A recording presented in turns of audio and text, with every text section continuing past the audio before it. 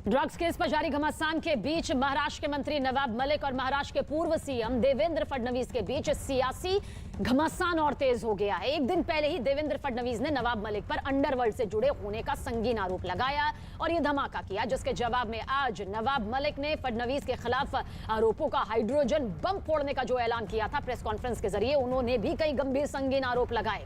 उन पर नोटबंदी के बाद जाली नोट के करोड़ों के घोटाले में शामिल होने का आरोप लगा दिया। और यही नहीं, उन्होंने देवेंद्र फडणवीस पर एनसीबी के जोनल डायरेक्टर समीर वानखेड़े को बचाने के लिए केस को घुमाने का भी आरोप लगाया।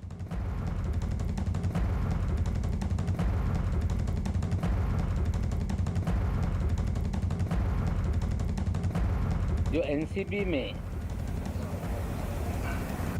देवेंद्र जी, आप मुख्यमंत्री रहते हुए इस महाराष्ट्र में आपने सारे क्रिमिनल लोगों को सरकारी पदों पर बिठाया, जाली नोट का नेक्सस आपने चलवाया, आपने रियाज भाटी के जरिए पूरी उगाही का काम किया, आपने थाना में कमिश्नर बैठा के कंप्लेंट पूरे महाराष्ट्र की करा के उगाही का धंधा करवाया और विदेश से खुखाए गुंडे फोन करके सेटलमेंट पुलिस वाले करते थे। और ये सारा खेल आपके आशीर्वाद से महाराष्ट्र में चल रहा था। औरों को कह रहे हैं कि अंडरवर्ल्ड कलेक्शन के लोग हैं ये, लेकिन देवेंद्र जी, हम आपसे पूछना चाहते हैं कि सारे अंडरवर्ल्ड के लोग, जो अंडरवर्ल्ड कनेक्टेड लोग हैं, जो बड़े बड़े क्रिमिनल हैं, आपने मुख्यमंत्री रहते हुए उन्हें सभी लोगों को जो सरकारी कमीशन है, सरकारी बोर्ड है, उसका अध्यक्ष क्यों बनाया? मुन्ना यादव नाम का एक व्यक्ति जो नागपुर का कुख्यात गुंडा है,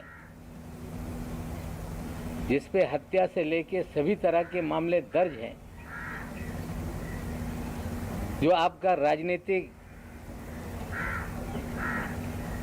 सारे भय पैदा करने वाला आपका साथी है, उस मुन्ना यादव को आपने कंस्ट्रक्शन वर्कर बोर्ड का अध्यक्ष बनाया था कि नहीं? क्या आपकी गंगा में मुन्ना यादव नहा के पवित्र हो गया था? जो लड़ाई में लड़ रहा था या लड़ रहा हूं, जो एनसीबी में निर्दोष लोगों को फंसाने का, हजारों करोड़ की उगाही करने का, कहीं ना कहीं देवेंद्र जी उसको डाइवर्ट करने का प्रयास कर रहे हैं। और सिर्फ डाइवर्ट करने का नहीं, उस अधिकारी को बचाने का प्रयास हो रहा है, क्योंकि देवेंद्र जी के उस अधिकारी के पुराने संबंध हैं। 2008 में कोई अधिकारी नौकरी पे आता है और 14 साल से मुंबई शहर छोड़ता नहीं, इसके पीछे क्या राज है? तो नवाब मलिक ने कुछ देर पहले ये प्रेस कॉन्फ्रेंस करके देवेंद्र फडणवीस पर संगीन आरोप लगाए और बीजेपी की महाराष्ट्र इकाई के नेता आशीष शेलार इन्हीं आरोपों का जवाब दे रहे हैं।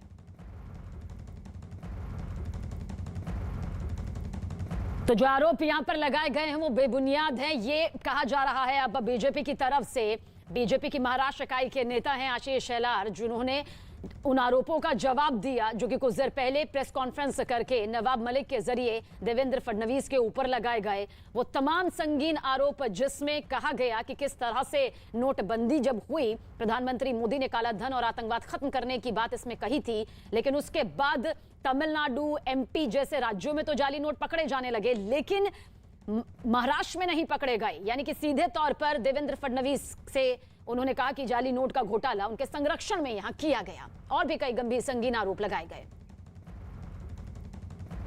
और प्रेस कॉन्फ्रेंस के दौरान नवाब मलिक ने देवेंद्र फडणवीस से पूछा कि रियाज भाटी कौन है, जिस पर बीजेपी नेता राम कदम ने नवाब मलिक को निशाने पर ले लिया। उन्होंने ट्वीट के जरिए एक तस्वीर सोशल मीडिया पर शेयर की, जिसमें उन्होंने नवाब मलिक के साथ रियाज भाटी के मौजूद होने का दावा किया। उन्होंने महाराष्ट्र सरकार और नवाब मलिक के खिलाफ आंदोलन करने का भी ऐलान किया है। देखिए तस्वीर इस वक्त आपके सामने मौजूद है।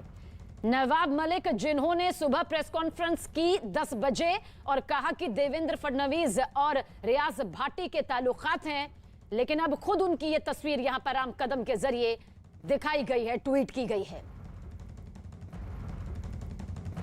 तो नवाब मलिक की एक पुरानी तस्वीर साझा करते हुए बीजेपी नेता राम कदम ने ट्वीट किया है, देखें सच्चाई, खुद के दल के नेता कार्यकर्ता, ये प्रश्न चिन्ह भी यहां पर लगाया है, या वसूली के नए नए वाजे, दागी चेहरा, झूठी दलीलों का सहारा, खुद पर ही फूट गया हाइड्रोजन बम, प्रश्न चिन्ह के साथ ये सवाल यहां पर दागे गए हैं।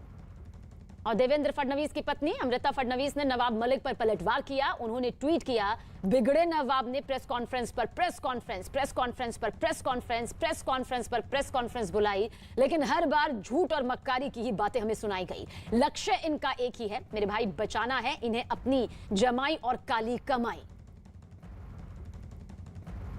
और नवाब मलिक ने देवेंद्र फडणवीस पर एनसीबी के जोनल डायरेक्टर समीर वानखेड़े को बचाने का भी आरोप लगाया और नोटबंदी के बाद जाली नोट के घोटाले के आरोप लगाते हुए वानखेड़े को भी निशाने पर लिया, जिसमें वानखेड़े की ओर से सफाई देने में देरी नहीं हुई। न्यूज 18 से फोन पर हुई बातचीत में उन्होंने नवाब मलिक पर झूठ बोलने का आरोप लगाया और 14 करोड़ 56 लाख नहीं बल्कि करीब 32 लाख के नकली नोट पकड़े जाने का दावा किया। यही नहीं, उन्होंने इस मामले में 5 लोगों की गिरफ्तारी होने का भी दावा किया। तो देवेंद्र फडणवीस पर कुछ देर पहले जब नवाब मलिक ने प्रेस कॉन्फ्रेंस की तो उस दौरान कई संगीन गंभीर आरोप यहां पर लगाए गए। अब उन आरोपों का एक एक करके जवाब यहां पर मिल रहा है। समीर वानखेड़े का भी जिक्र इस दौरान वो करते नजर आए और उस मामले का भी जिक्र किया जिसमें उन्होंने कहा कि 14 करोड़ 56 लाख के जाली नोट पकड़े गए और उस मामले को रफा दफा कर दिया गया। नोटबंदी हो गई पूरे देश में, जाली नोट चाहे पंजाब हो, 2000 के 500 के जाली नोट पकड़े जाने लगे। मध्य प्रदेश में जाली नोट पकड़े जाने लगे, तमिलनाडु में जाली नोट पकड़े जाने लगे, लेकिन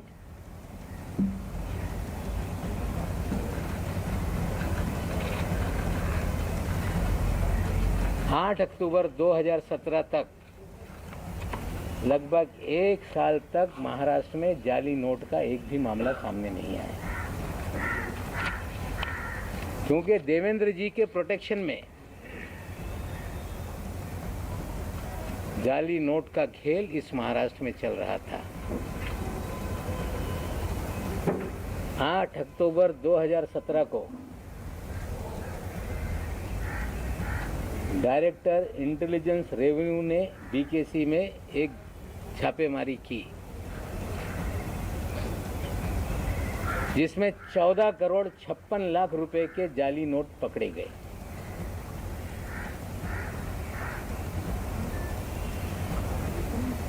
और उस मामले को रफा दफा करने के लिए देवेंद्र जी ने उसमें मदद करने का काम किया।